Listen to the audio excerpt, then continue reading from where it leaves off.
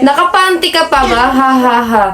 Sino crush mo sa mga viewers mo? Bakit po pinili mo mag-tomboy? Pero bagay naman maging tomboy. Para nga kayong Jungkook niyan eh. Riz naman dyan. Yung Riz makakaya. Pero yung Jungkook, hindi ko kaya yan. So guys, ang unang tanong, ang sabi niya, ang ganda mo siguro, no, kapag magpakababae ka. Ha ha ha ha. Hindi ko alam eh, hindi ko nakikita yung sarili kong maganda. Pero sige, magpapakita ako nung mahaba pa yung buhok ko.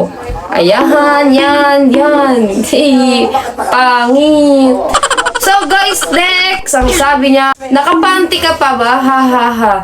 Actually, hindi guys eh. Actually, hindi ako nagpapanty, hindi nagbe-brief kasi ang init, tapos nakakairita. Pero kapag ka umaalis naman, yan, nagsusuot ako. Pero hindi pa rin panty or brief eh, parang cycling. Kaya sabi nila, hindi na ako mare-reset kasi akala nila brief yan, yung suot ko na yan. Next! Sino crush mo sa mga viewers mo? Ba't mo tinatanong? Secret! Baka kasi hindi na manood sa akin, tapos i-block ako. Next! Two-timer ka ba? Anong two-timer? Baka three. Three kaya? Anong two? Mali ka. Next!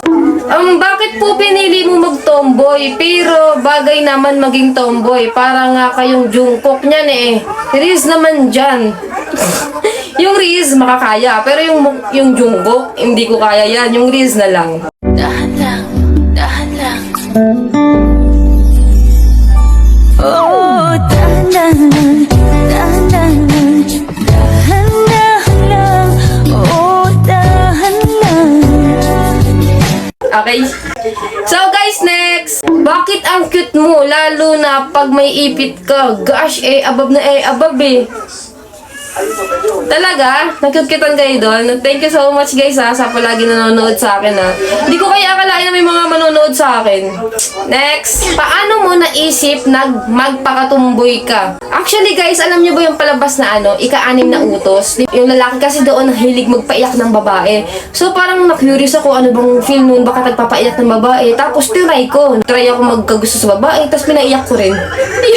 Yun pala yung feeling. Ganyan pala yun. So next. Sa akin ka na lang, Jaira, aalagaan kita, papakainin, mamahalin pa. Wow! Ano mo na yung papakain mo? Kung ako na lang kaya, ha ha ha, gawin mo lang akong kabit mo, okay lang. Yun! Yan yung gusto ko. Yung pumapayag maging kabit. Uy, de joke lang. Bad yan Pero, ikaw, kung gusto mo, naging kabit, why not? Charot. Kapagod pag walang syota. Actually, hindi naman nakakapagod pag walang syota. Ang peace pa nga kasi wala kang iisipin, hindi ka masasaktan, wala kang pagheselosan, wala kang pagbabawalan. Pero kasi at the same time, nakakamiss magkaroon ng syota dahil syempre, andun yung mamimiss mo yung lambing, yung kiss, and then So next guys, ba't ang pogi mo po? Anong secret nyo? Sa totoo lang guys, hindi talaga. Kung makita nyo sa personal, hindi. Ano lang kasi, nag-video ako sa iPhone, lakas na ilaw, ayun lang talaga yun. Next! Anong reason ba't ka po naging tombits? Paki-explain naman Sige, hindi ko na makakahaba yung explanation ko kasi baka maboring kayo, tapos ilipat nyo yung video. Ganito na lang kaya ako naging tomboy.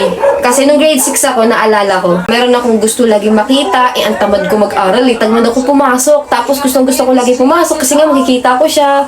Tapos yun, crush na crush ko talaga yung babae yun. Naalala ko na naman tuloy.